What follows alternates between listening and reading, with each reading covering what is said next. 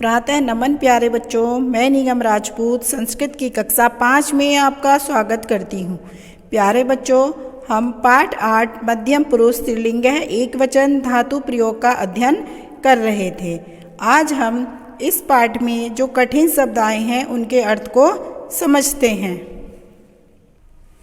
प्यारे बच्चों, आप सब जानते हैं कि संस्कृत में वचन 3 प्रकार के होते हैं, एकवचनम, द्विवचनम और बहुवचनम। आइए पहले एकवचनम में समझते हैं। त्वम, त्वम का क्या अर्थ होता है? त्वम का अर्थ होता है बच्चों तुम। क्या होता है त्वम का अर्थ? त्वम का अर्थ होता है तुम। क्रीडकः, क्रीडकः का क्या अर्थ होता है? क्रीडकः का अर्थ होता है खिलाड़ी। असि, असि का क्या अर्थ होता है? असि का अर्थ होता है हो। किम, किम का क्या अर्थ होता है? किम का अर्थ होता है क्या। करोसी, करोसी का क्या अर्थ होता है? करते हो। क्रीडसी, क्रीडसी का क्या अर्थ होता है? खेलते हो। लिखसी, लिखसी का क्या अर्थ होता है? लिखते हो। पाठशालाम, पाठशालाम का अर्थ होता है विद्यालय। गच्छसी, गच्छसी का क्या अर्थ होता है? जाते हो। पुष्पम, पुष्पम का अर्थ होता है फूल।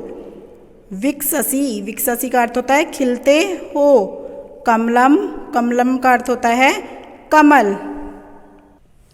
आगे द्विवचन में देखिए, युवाम, युवाम का क्या अर्थ होता है? तुम दो। क्या अर्थ होता है युवाम का? तुम दो। बालकौ, बालकौ का क्या अर्थ होता है? दो बालक। इस्तः, इस्तः का अर्थ होता है दोनों हो। क्या अर्थ होता है इस्तः का? इस्तः का अर्थ होता है दोनों हो। भोजनम, भोजनम का क्या अर्थ होता है? खाना। क्या अर्थ होता है भोजनम का? खाना। खादत है, खादत है का अर्थ होता है दोनों खाते हो। गायिके, गायिके का क्या अर्थ होता है? दो गायिकाएं। कुरुथ है, कुरुथ है का अर्थ होता है दोनों करते हो। क्या अर्थ होता है कुरुथ का? कुरुतय का अर्थ होता है दोनों करते हो। गीतम, गीतम का क्या अर्थ होता है? गीतम का अर्थ होता है गीत। क्या अर्थ होता है गीतम का? गीतम का अर्थ होता है गीत। गायत है, गायत है का अर्थ होता है दोनों गाते हो। क्या अर्थ होता है गायत है का? गायत है का अर्थ होता है दोनों गाते हो। चक्रे, चक्रे का क्या अर्थ होता है? दो पहिया। बच्चों देखिए, पहिया, पहिया को हम संस्कृत में क्या कहते हैं? चक्रे। क्या कहते हैं संस्कृत में पहिए को? पहिए को हम चक्रे कहते हैं संस्कृत में। भ्रमत है, भ्रमत है का अर्थ होता है दोनों घूमते हो। क्या अर्थ होता है भ्रमत है का? भ्रमत है का अर्थ होता है दोनों घूमते हो। आगे बहुवचन में देखिए, यूयम, यूयम का क्या अर्थ होता है? तुम सब। क्या अर्थ होता है यूयम का? यूयम का अर्थ होता है तुम सब।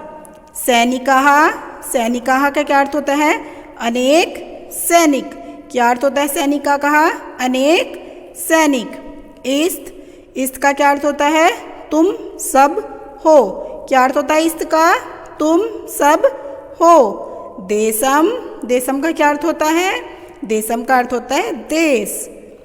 रक्षत, रक्षत का क्या अर्थ होता है? रक्षत का अर्थ होता है तुम सब रक्षा करते हो।